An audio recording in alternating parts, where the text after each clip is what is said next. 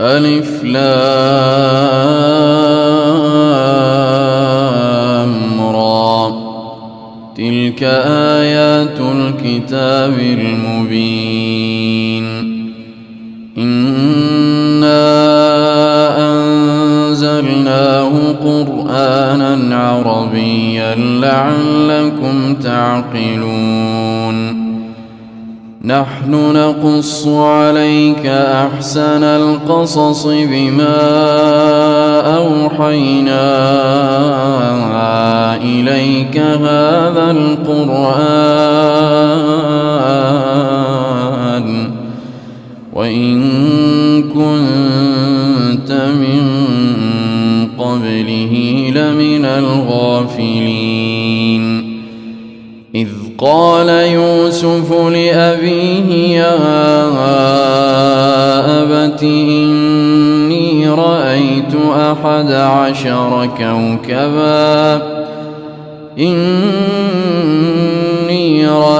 11 كوكبا والشمس والقمر رأيتهم لي ساجدين.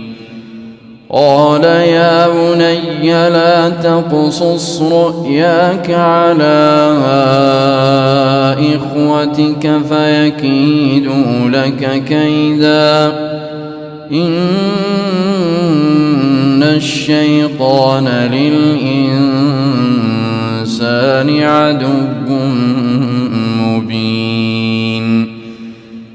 وكذلك يجتبيك ربك ويعلمك من تأويل الأحاديث ويتم نعمته عليك وعلى آل يعقوب كما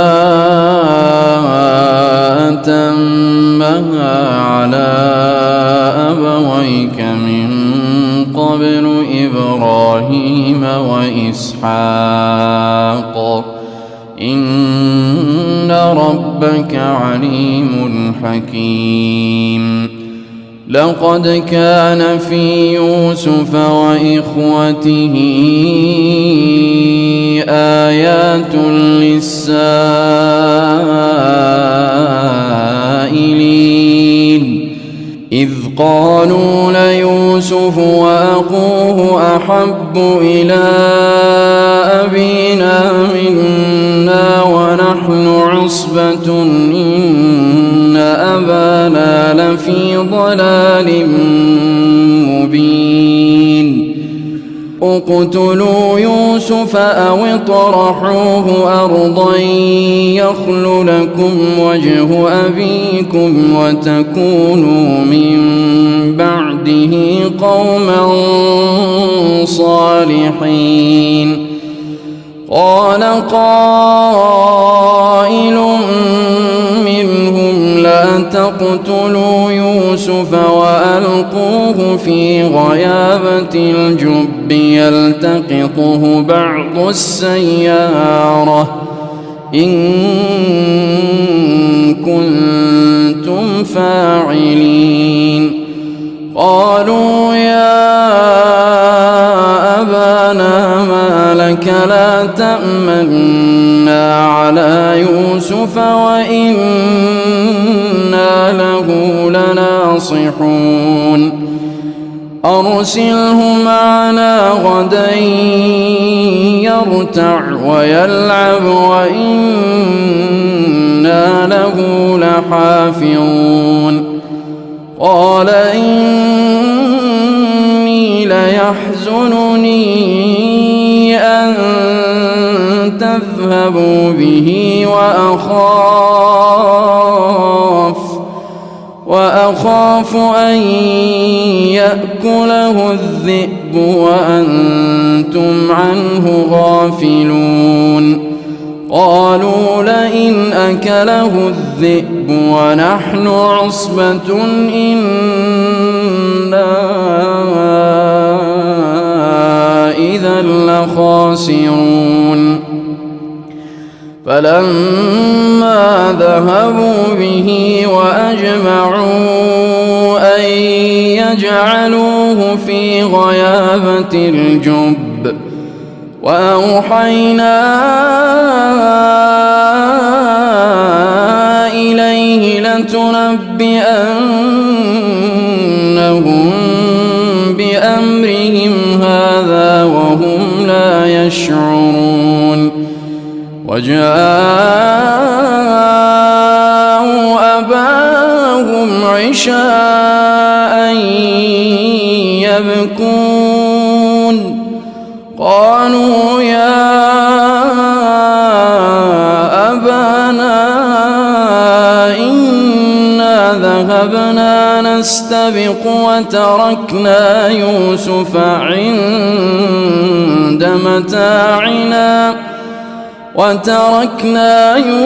عند متاعنا فأكله الذئب وما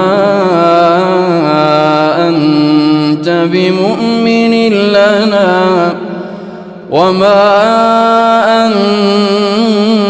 بمؤمن لنا ولو كنا صادقين وجاءوا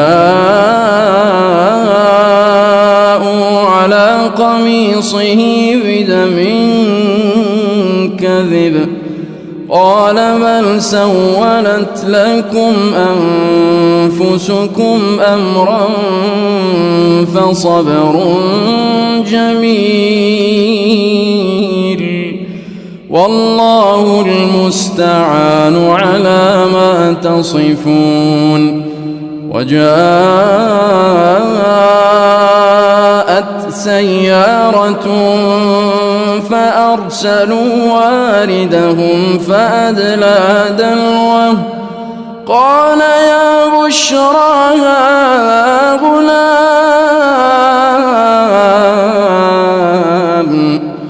وأسروه بضاعة والله عليم بما يعملون وشروه بثمن بخس دراهم معدودة وكانوا فيه من الزاهدين وقال الذي اشتراه من مصر لامرأته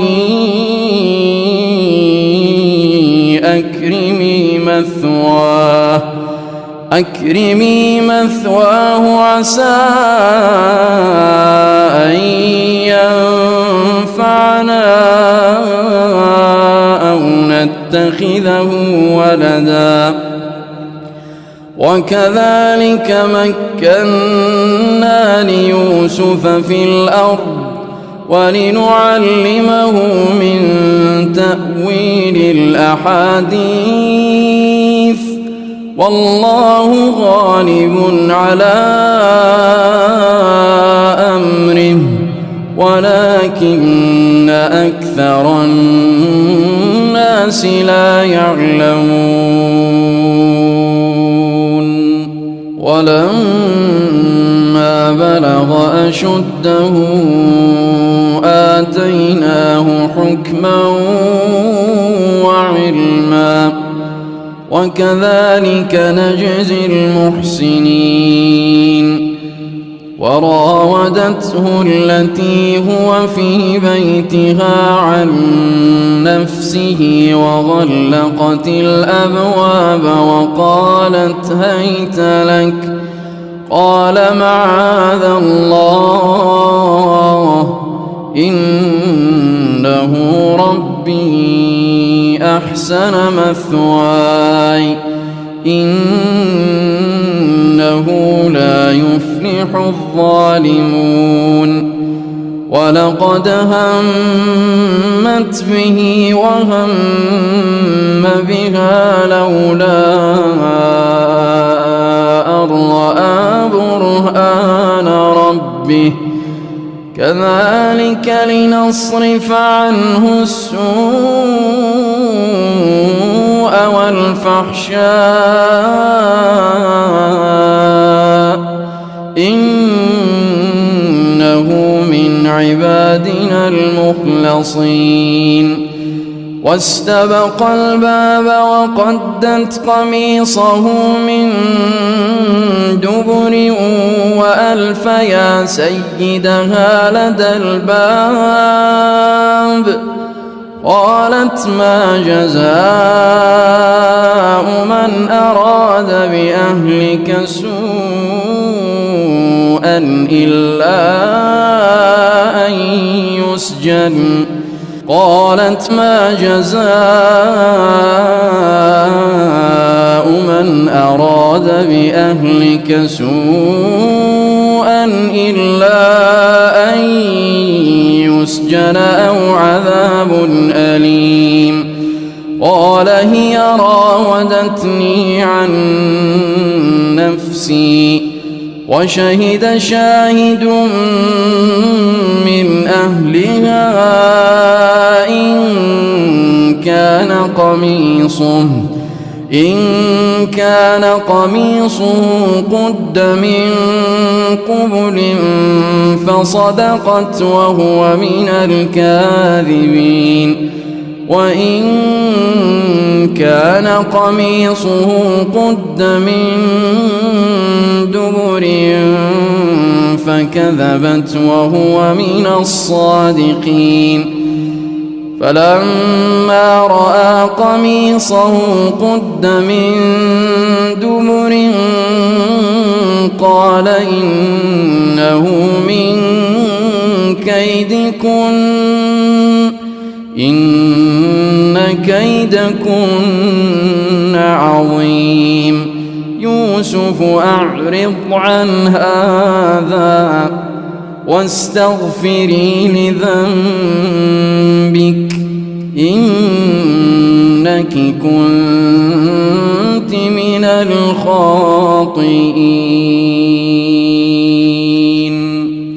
وقال نسوة في المدينة امرأة العزيز تراود فتاها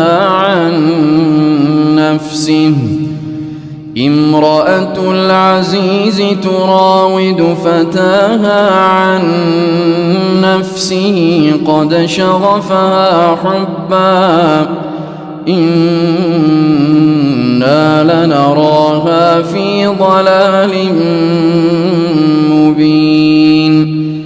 فلما سمعت بمكرهن أرسلت إليهن وأعتدت لهن متكئا وآتت كل واحدة منهن سكينا وقالت اخرج عليهن.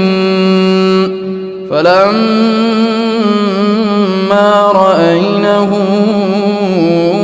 أكبرنه وقطعن أيديهن وقلن حاش لله ما هذا بشرا إن هذا إلا ملك كريم. قالت فذلكن الذي لمتنني فيه ولقد راودته عن نفسه فاستعصم ولئن لم يفعل ما آمره ليسجنن وليكونن من الصاغرين. قال رب السجن أحب إلي مما يدعونني إليه وإلا تصرف عني كيدهن أصب إليهن وأكن من الجاهلين.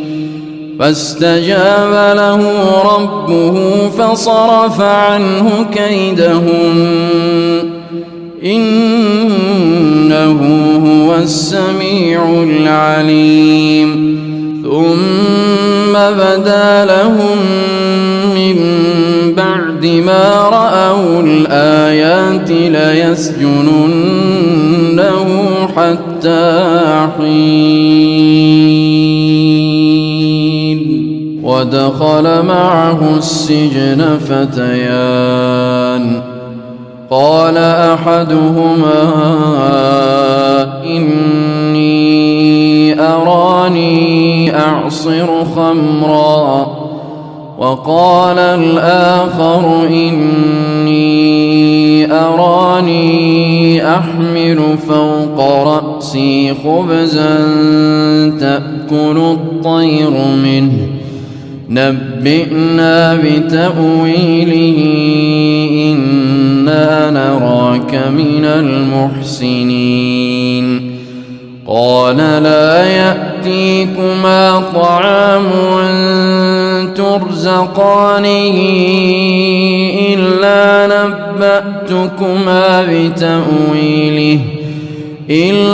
نبأتكما بتأويله قبل أن يأتيكما ذلكما مما علمني ربي إني تركت ملة قوم لا يؤمنون بالله وهم بالآخرة هم كافرون واتبعت ملة آبائي إبراهيم وإسحاق ويعقوب ما كان لنا أن نشرك بالله من شيء ذلك من فضل الله علينا وعلى الناس ولكن أكثر الناس لا يشكرون. يا صاحبي السجن أأرباب متفرقون خير أم الله الواحد القهار ما تعبدون من دونه إلا أسماء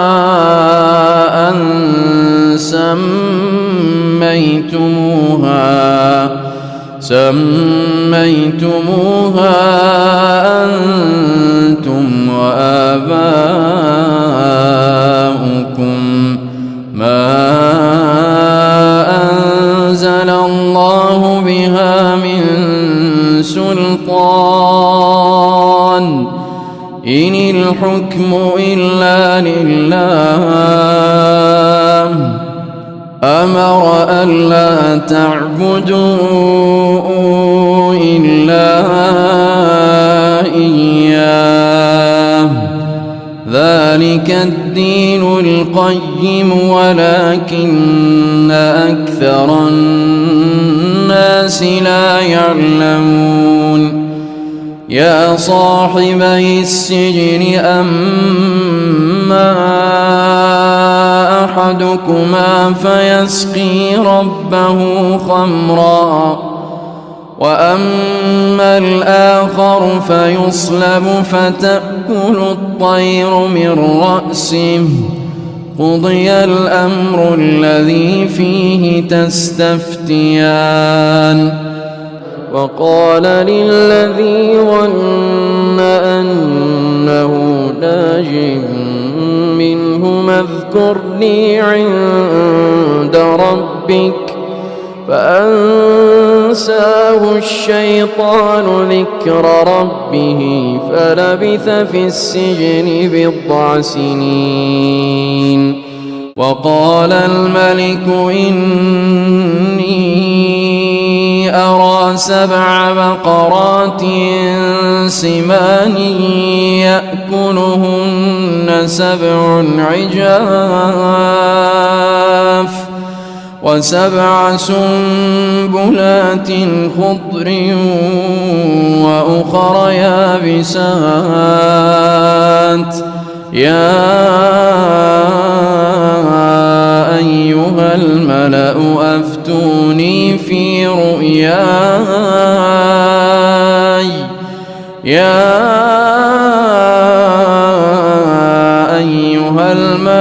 أفتوني في رؤياي إن كنتم للرؤيا تعبرون قالوا أضغاث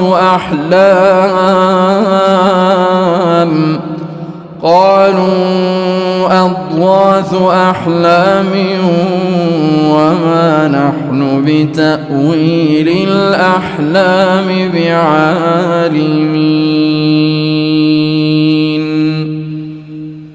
وقال الذي نجا منهما وادكر بعد أمة أنا أنبئكم بتأويله فأرسلون يوسف أيها الصديق أفتنا في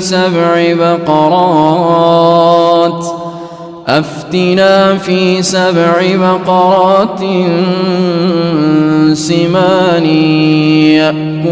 يأكلهن سبع عجاف وسبع سنبلات خضر وأخر يابسات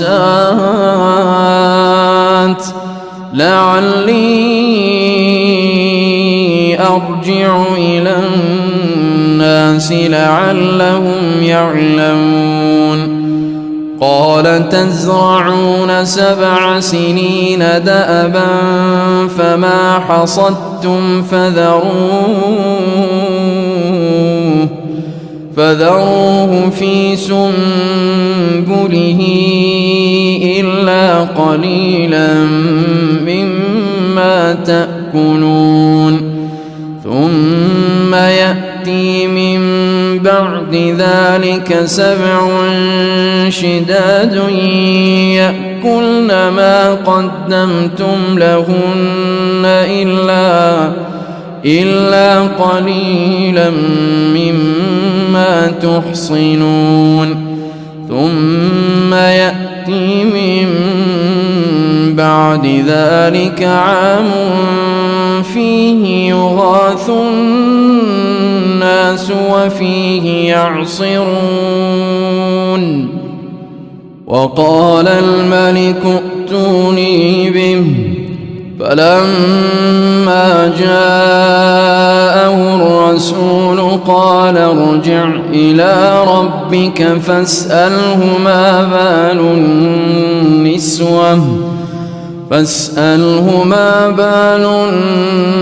النسوة اللاتي قطعن أيديهن إن ربي بكيدهن عليم. قال ما خطبكن إذ راوتن يوسف عن نفسه قلنا حاش لله ما علمنا عليه من سوء.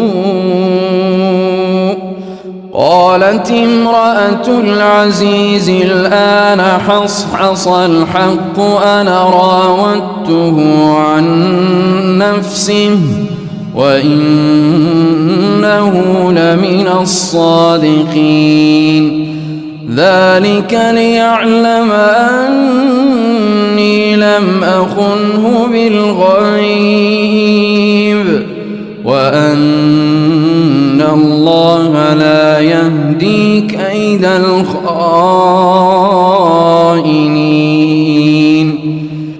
وما أبرئ نفسي إن النفس لأمارة بالسوء إلا ما رحم ربي إن ربي غفور رحيم. وقال الملك ائتوني به أستخلصه لنفسي، فلما كلمه قال إنك اليوم لدينا مكين أمين. قال اجعلني على خزائن الأرض إني حفيظ عليم.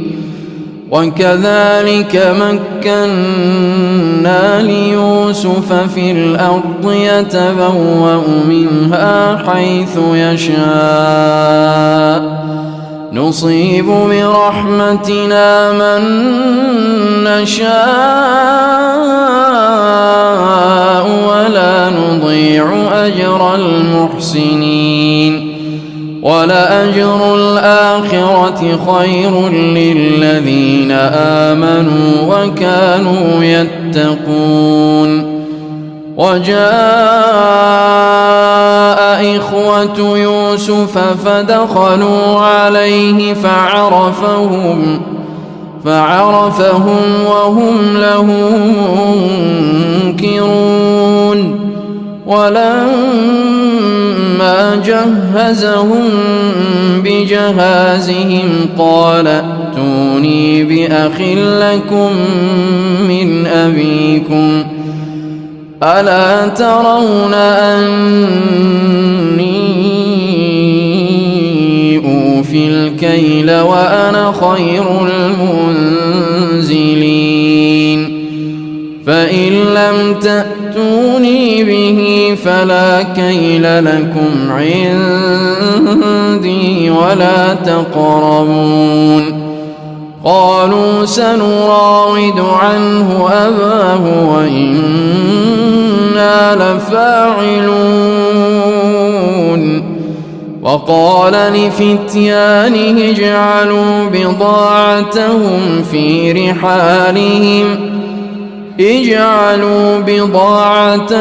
في رحالهم لعلهم يعرفونها إذا انقلبوا إلى أهلهم لعلهم يرجعون. فلما رجعوا إلى أبيهم قالوا يا أبانا منع منا الكيل فأرسل معنا أخانا نكتل وإنا له لحافظون. قال هل آمنكم عليه إلا كما أمنتكم على أخيه من قبل، فالله خير حافظا وهو أرحم الراحمين. ولما فتحوا متاعهم وجدوا بضاعتهم ردت إليهم قالوا يا أبانا ما نبغي هذه بضاعتنا ردت إلينا ونمير أهلنا ونحفظ أخانا ونزداد كيل بعير ذلك كيل يسير. قال لن أرسله معكم حتى تؤتون موثقا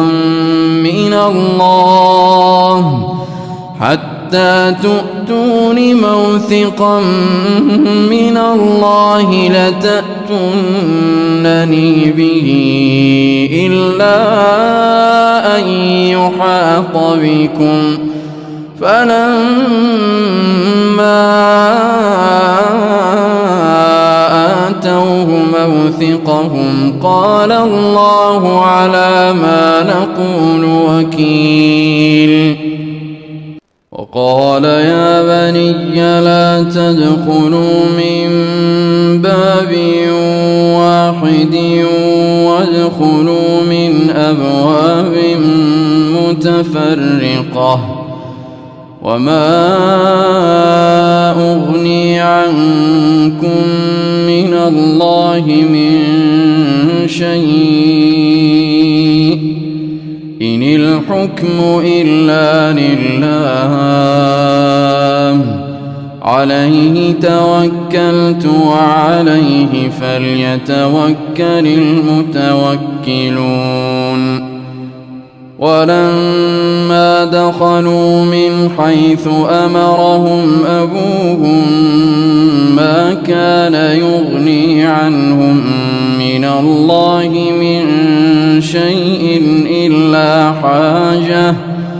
إلا حاجة في نفس يعقوب قضاها وإنه لذو علم لما علمناه ولكن أكثر الناس لا يعلمون ولما دخلوا على يوسف آوى إليه أخاه قال إني أنا أخوك فلا تبتئس بما كانوا يعملون فلما جهزهم بجهازهم جعل السقاية في رحل أخيه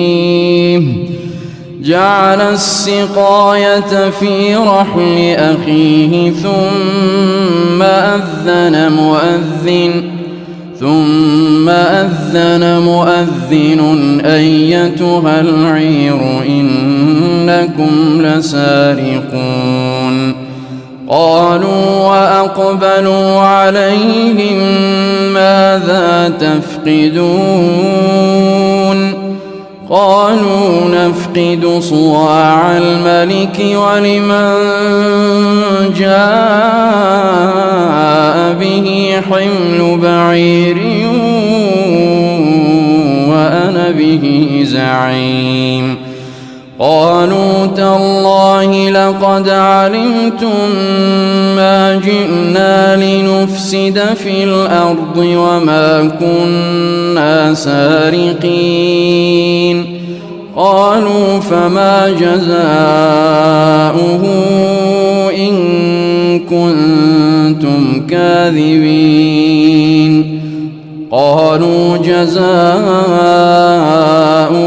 من وجد في رحله فهو جزاؤه كذلك نجزي الظالمين فبدأ بأوعيتهم قبل وعاء أخيه ثم استخرجها من وعاء أخيه كذلك كدنا ليوسف ما كان ليأخذ أخاه في دين الملك إلا أن يشاء الله نرفع درجات من نشاء وفوق كل ذي علم عليم قالوا إن يسرق فقد سرق أخ له من قبل فأسرها يوسف في نفسه ولم يبدها لهم قال أنتم شر مكانا والله أعلم بما تصفون قالوا يا أيها العزيز إن له أبا شيخا كبيرا فخذ أحدنا مكانه إنا نراك من المحسنين قال معاذ الله أن نأخذ إلا من وجدنا متاعنا عنده إنا إذا لظالمون فلما استيئسوا منه خلصوا نجيا قال كبيرهم ألم تعلموا أن أباكم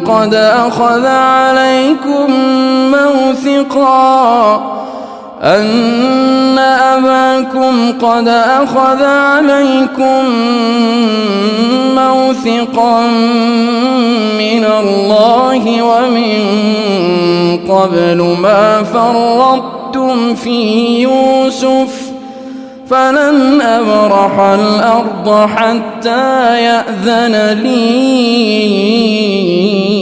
أبي أو يحكم الله لي وهو خير الحاكمين ارجعوا إلى أبيكم فقولوا يا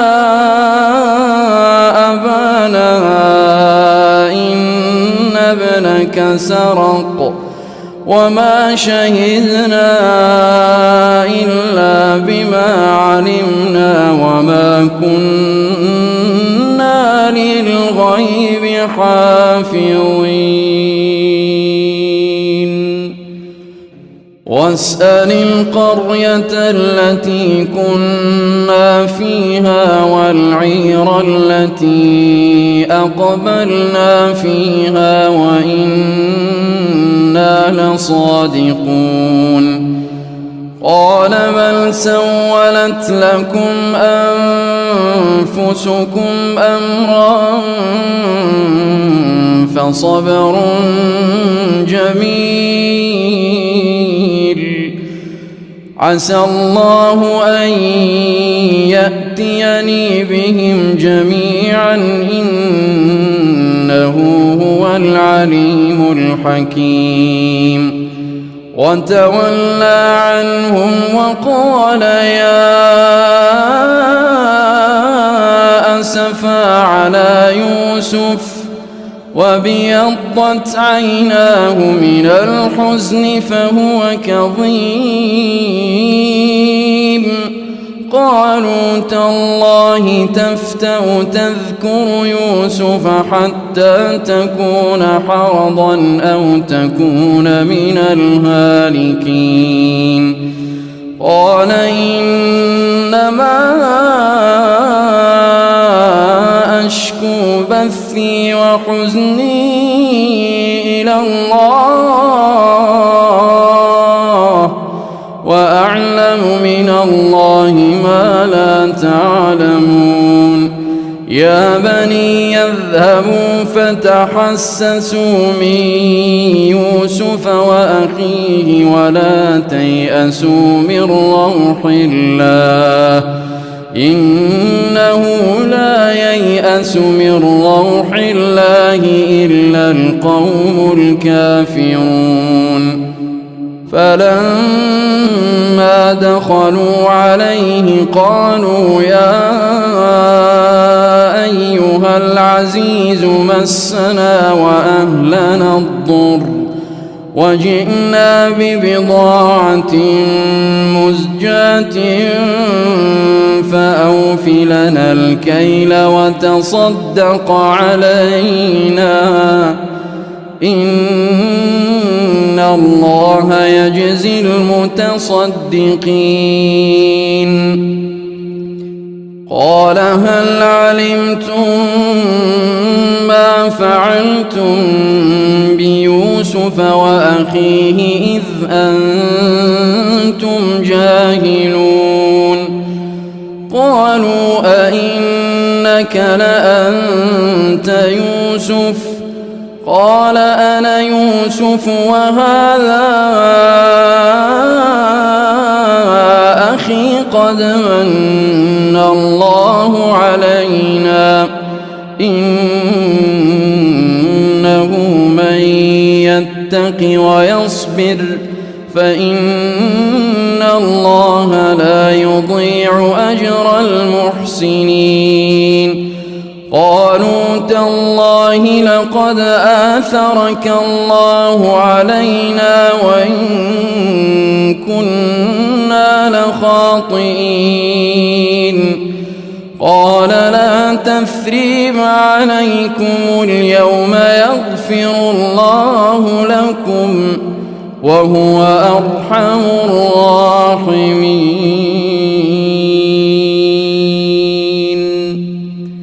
اذهبوا بقميصي هذا فألقوه على وجه أبي يأت بصيرا وأتوني بأهلكم أجمعين ولما فصلت العير قال أبوهم إني لأجد ريح يوسف لولا أن تفندون قالوا تالله إنك لفي ضلالك القديم فلما أن جاء البشير ألقاه على وجهه فارتد بصيرا قال ألم أقل لكم إني أعلم من الله ما لا تعلمون قالوا يا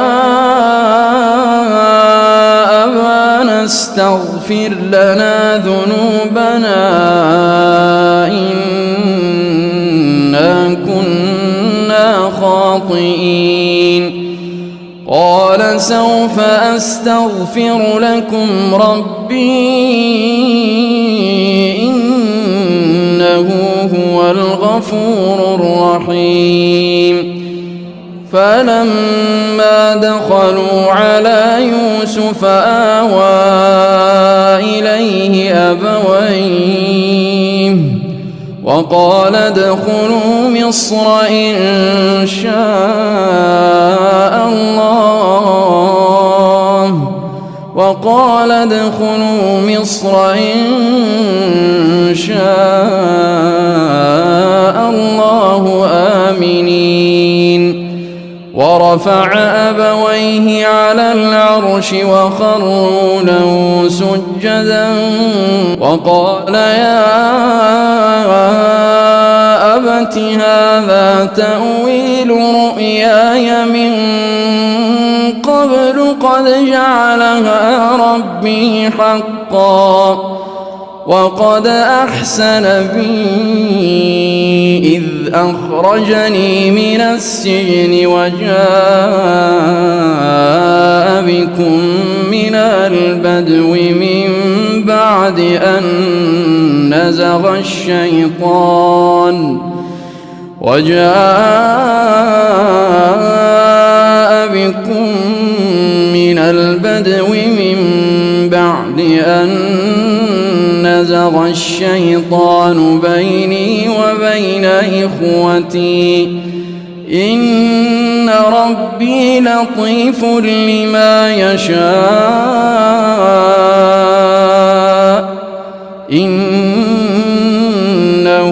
هو العليم الحكيم رب قد آتيتني من الملك وعلمتني من تأويل الأحاديث فاطر السماوات والأرض أنت وليي في الدنيا والآخرة توفني مسلما وألحقني بالصالحين ذلك من أنباء الغيب نوحيه إليك وما كنت لديهم إذ أجمعوا أمرهم وهم يمكرون وما أكثر الناس ولو حرصت بمؤمنين وما تسألهم عليه من أجر إن هو إلا ذكر للعالمين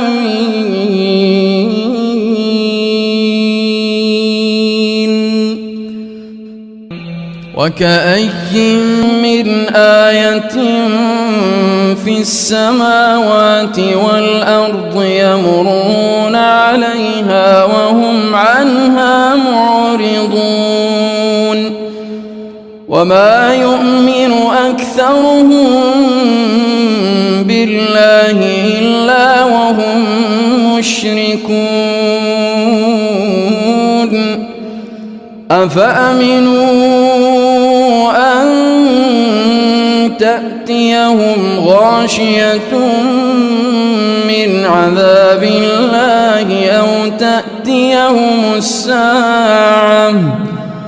أو تأتيهم الساعة بغتة وهم لا يشعرون قل هذه سبيلي أدعو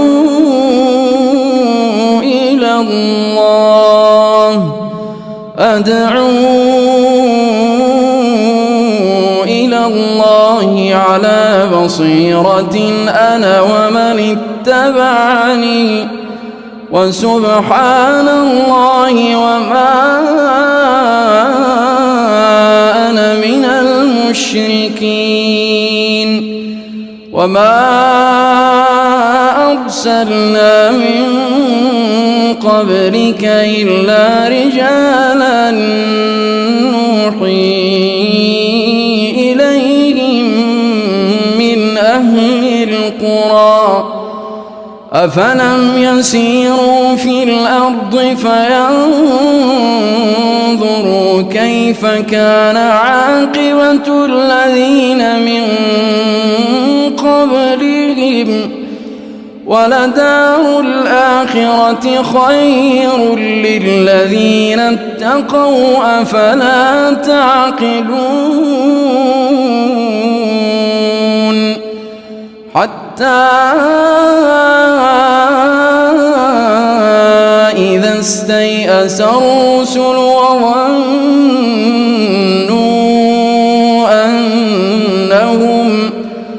وظنوا أنهم قد كذبوا جاءهم نصرنا فنجي من نشاء ولا يرد بأسنا عن القوم المجرمين